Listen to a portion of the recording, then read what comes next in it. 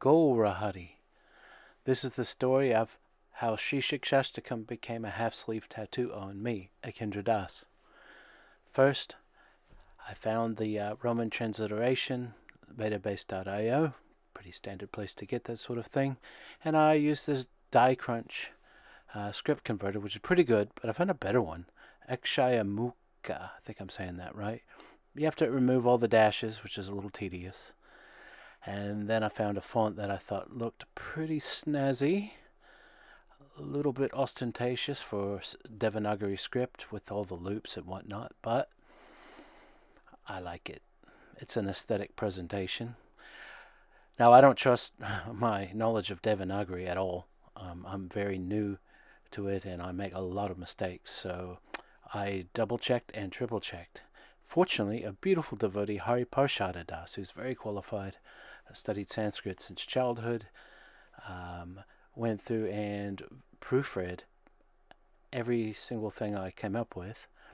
We made a Google Doc, shared it together, and had a lot of communication. I learned a lot about Devanagari and its origins, why it's used, and its ability, which we don't even tap into, how it can represent svarga or pitch, and I learned a lot from Hari Parshad Prabhu. Then in Illustrator, I made all of the suggested changes that he suggested, got everything lined up with the rulers to the actual size that would fit on my forearm. And this proved to be a daunting task. Really difficult. I tried lots of systems to see if we could even fit the entire Śikṣāṣṭakam. I mean, some of the verses like Cheto Darpana Marjanam, I mean, that's a huge verse. Ashli Shava Pararatam Panastamam. Yeah, large verses. Wasn't quite sure I could even fit it in. I didn't want to have one of those weird things like we do in English at school where you write please turn over at the bottom of the page and have to like find some other place on my body to put it. So I was in a little bit of anxiety whether or not it would even fit, and if it wouldn't fit, I was really going to abandon the idea. Fortunately, I live in one of the most tattooed countries in the world, Aotearoa, New Zealand, where there's lots of Polynesian influence and traditional Māori, so tattooing is not really seen as anything negative. School teachers have tattoos. Practically every single police officer I've seen in this country has like a sleeve.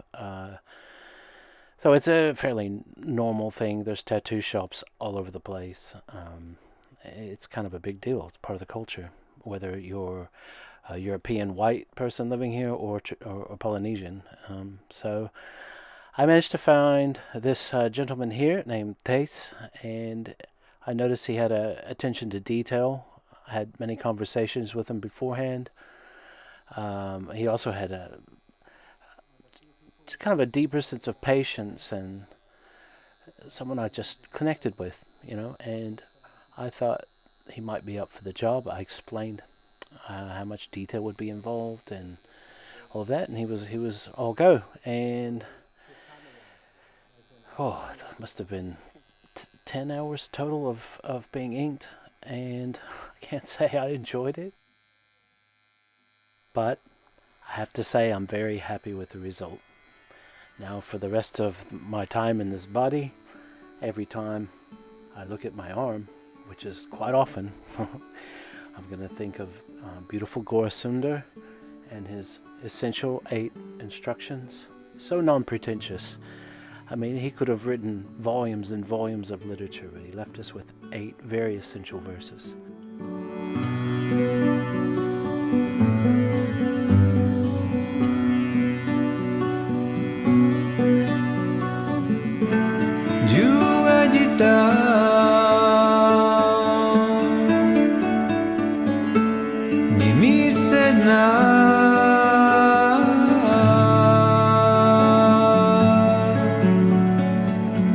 Chaksusa pravrisa jita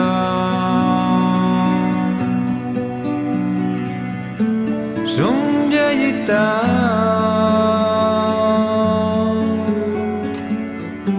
Jagat sarva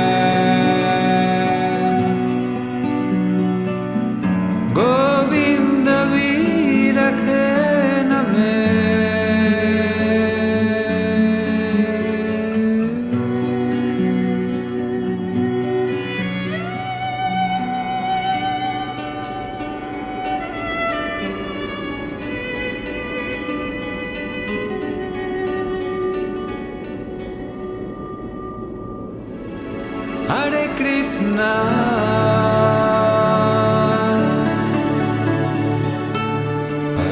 Krishna